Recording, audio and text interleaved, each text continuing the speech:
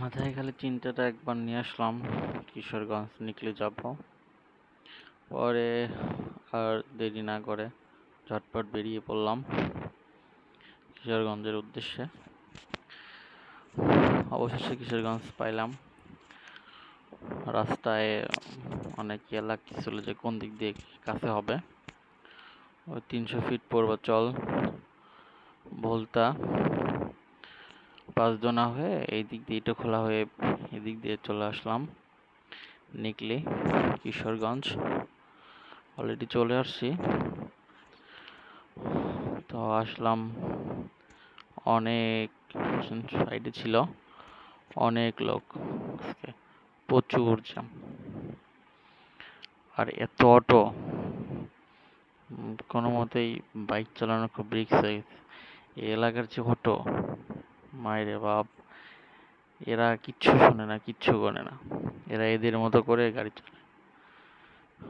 তো যাক, ভালোভাবে আসলাম নিকলিতে। ভালো ওয়েদারটা, একদম গ্রাম্য পরিবেশ, পানিটা সেই, আকাশটাও সেই, সব দিক দিয়ে অনেক সুন্দর একটা ছিল, পরিবেশ ছিল। আর পানি অনেক হিউজ পরিমাণ পানি বেরছে। তো তারপর এলাকার মানুষগুলা এই যে হাইক্সটা অনেক অনেক প্যারা দেয়।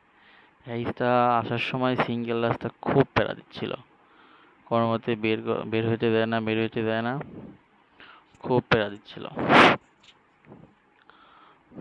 পরে আমি এটা বেশি মাথায় না নিয়ে আমি আমার মতো যাচ্ছি। তো ঢাকার মধ্যে যারা, তারা 300 ফিট পূর্বাচল হয় এদিকে আসলে কিশোরগঞ্জ অনেক কাছে হবে। মানে এটা খোলা হয়ে বা ভৈরব দিয়েও আসা যাবে, ডাইরেক্ট ভৈরব হয়ে একদম কিশোরগঞ্জ। তো আমরা একটু ভিতর দিয়ে আসছি। আর আজকের দিনটা অনেক সুন্দর ওয়েদার ছিল, এজন্য আর মন টিকলো না, চলে আসলাম অবশেষে নিকলি কিশোরগঞ্জ। হাওর সাবেক রাষ্ট্রপতি আব্দুল হামিদের এলাকায় অনেক লোক আসছে, অনেক দূর থেকে। অনেক পানি বাড়ছে। তো ওই পারে যাবো, পারে যাওয়ার জন্য ওয়েট করতেছি, বোট ঠিক করতেছি।